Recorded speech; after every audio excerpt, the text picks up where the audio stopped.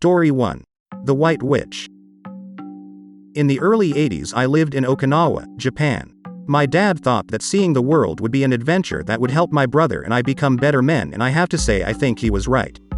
Being in the military showed me cultures many would never get to experience, and I am thankful for every experience that life gave to me.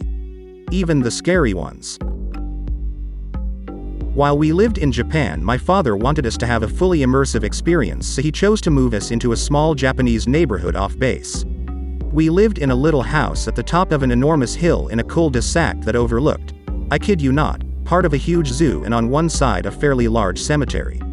Our particular house was set far above the monkey habitats about a mile downhill. Between us and those habitats was nothing but thick Indiana Jones-style jungle. Jungle the neighborhood kids and I would tromp through endlessly, ignoring the local warnings about poisonous snakes and ancient untripped mines from World War II. We were the only American family living in that cul-de-sac, completely surrounded by Japanese families, and it was amazing. The kids loved us, and although we couldn't communicate through language very well, we understood each other perfectly, well, most of the time. Opposite us was an older couple with a lush garden surrounding their property. The older woman wanted us to call her Mama San, and she had us helping her garden whenever she could coax us over with green tea and chocolate, banana cookies. We loved her. She was so welcoming and generous. As was everyone else, actually. We lived in a wonderful neighborhood. The only drawback to Mama San's home, however, was that she directly overlooked the cemetery. And that cemetery was unlike any cemetery I had ever seen before. Because Okinawa is an island, burials don't happen very often. Instead, above-ground crypts are built. Many of them built into the sides of the hills that make up the island. The crypts are large, made of huge arcs of polished stone set over a large square of that stone, which has a square insert cut into the middle of it for the coffin to be placed inside. Once inside, the square is inset with another piece of polished stone just inside, leaving a kind of shelf on the outside so offerings could be made to lost loved ones. Yen, food, flowers, incense are some of the offerings given. Below Mama San's house was a valley that swooped back up into another hill opposite her home. That valley and both hills were covered with these crypts, and spider webbing up and down through the crypts were various stone step pathways that were old and badly maintained. It was quite a sight. One evening, Mama San asked me to come visit with her alone. She had something to show me, but it was only for me as the older brother. Intrigued and a bit proud, I agreed. She took me to the back of her garden and sat me on a thick wooden bench that was carved with scenes of fishermen and men with swords, and told me she had a story to tell. Mama San then disappeared for a few minutes and soon returned with a tray that held hot green tea and sweet rice cakes. Sitting next to me, she smiled and commented on the colors of the evening sky as the sun began to lower. Mama San said she had seen me, my brother and some other kids daring each other to follow a stairway path down into the cemetery.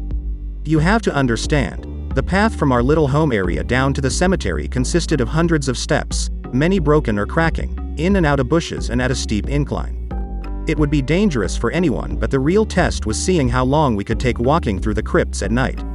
Mama San wanted to explain why that was a bad idea. Many years ago, during the war, Americans were thought to be devils. Monsters that would murder innocent citizens for no reason other than to kill. That fear was the product of wartime propaganda used to encourage young men to military service and farmers to fight alongside them. But many didn't. Many ran. And with nowhere to go, nowhere to hide, hundreds of Japanese citizens hurled themselves off of a cliffside rather than face torture at the hands of their perceived enemy. I was terrified at hearing this. I had no idea this had happened. I was mortified and hit with such sadness I started to cry. The sun was setting and the sky went from pink and blue to a deep orange and red. Mama San reached out and held my hand, telling me not to worry. This was in the past, and the past is something we must always remember so we never go back. She went on with her story. One young woman had followed through with this sacrifice with her 2 children. But she survived the fall. She was in a coma for months. When she did regain consciousness, she was horrified to realize she was not with her children. They had been buried somewhere in that cemetery below, in an unmarked crypt that held many others. The woman would spend days and nights searching the cemetery, crying in pain, the torment of her loss unbearable. Until the day she threw herself into the ocean to hopefully be reunited with her lost family. But they say she never found her children. Her act of suicide doomed her to purgatory. She would remain tortured for eternity. The sun had disappeared, the cemetery drowned in inky blackness, the main path dotted with dim broken lights feebly illuminating small areas. Mama San continued. She still wanders the cemetery, she said, looking for her kids. You can hear her crying. And then she pointed down. I didn't want to, but I did. I looked. In the back of the cemetery, in the darkness, there was a white figure. At first a bright white shimmer. Moving slowly, kind of shaking. It moved from side to side, like it was moving among the crypts, and you could actually hear the crying. Softly at first, but then low moans and whimpers of pain as it got closer. I was terrified. I wanted to run, but Mama San held my hand and whispered that she wouldn't come up here. We were too far. But that is why we shouldn't go down there after dark. She said many don't know her story and call her the White Witch, which angers her. It's best to stay away. It's best to pray for her. Mama San said she comes out to see her often, hoping one day she will find her salvation. Needless to say, I never went down to that cemetery. Not once. And I never sat back there with Mama San again either. That was enough for me. I did, however, visit Suicide Hill. It's called Peace Prayer Park now out of respect. I cried the whole time we were there. I prayed for all the souls and for forgiveness. So many Japanese citizens spoke to us, welcoming us, telling us stories, sharing with us. I didn't feel worthy, and my love for the country and its people was overwhelming. I'll never forget my time there. I'd like to go back. To see if she's still there. Wandering the graves, looking for her children.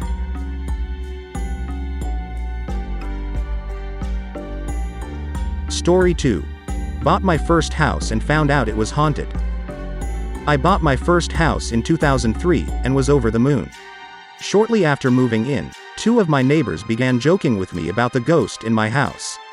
Well, I thought they were joking, so I just played along pretending I had seen one and it was no big deal. Well, as time went on that summer, I met more and more of my neighbors and they all brought up the same topic. Finally, an elderly woman on the block who was quite kind and friendly told me story after I'd asked her. I knew she wasn't going to screw with my head, which is why I asked in the first place. Turned out the previous owner purchased the home and never lived there because she said it was haunted. Sounds in the night of footsteps and sobbing, and glimpses of a man sitting in the kitchen covered in blood. One of my neighbors helped with the renovations of the house and said that he was putting up drywall when he felt something lift up his dreadlocks. Though I've had paranormal experiences before, it had been years, and by then I just chalked it up to night terrors. One day I went to a small neighborhood video store to rent a movie. I had to fill out a form with my demographic data, and then my credit card info. The owner of the store looked at the form and said, "Oh my God, you live in that house." I asked her what she meant, and she explained that her former employee had committed suicide in my house. She came to the house as soon as she'd heard, but the house had been taped off by police as a potential crime scene. She told me that he had just moved into the house with his partner and called his mom because he wanted to invite her over to meet his partner and come out to her. This was in the early 90s when being gay was a big deal. His mother already knew he was gay, because he bought a house with a man and disowned him right over the phone. That same week he received a letter from an HIV testing center stating he had tested positive for HIV.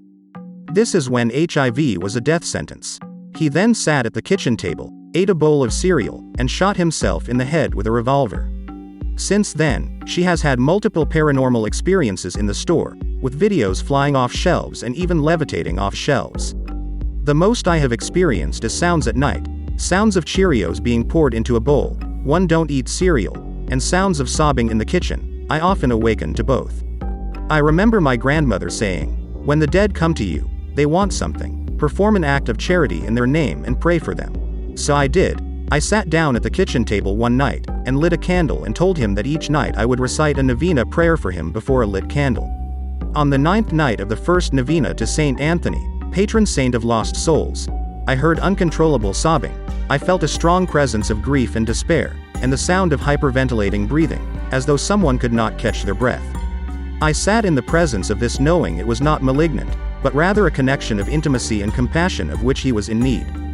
For 45 days I said a novena prayer before a lit candle for his soul, and had a mass said in his name.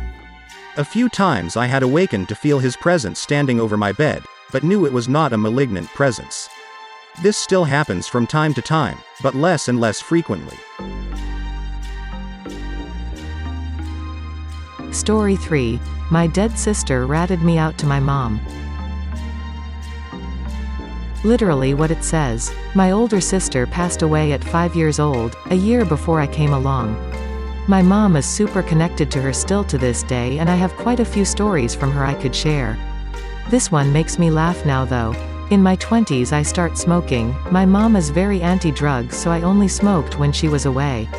A few days after returning from a night away, she cornered me in the kitchen and told me she had a dream about Tina, the big sis. Tina told her I was smoking wacky backy, yup, in this dream, and she wanted to ask me if it was true.